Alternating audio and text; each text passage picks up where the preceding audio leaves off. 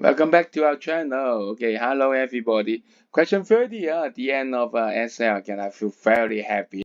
We can go through it. Okay, although very short, just 10 extra SL only question. I'm happy. Okay, look at this one. Let's talk about what is the uncertainty associated with the temperature rise. First of all, write down what is temperature rise. It's the final temperature minus initial temperature. You look at they are connected by a plus and minus.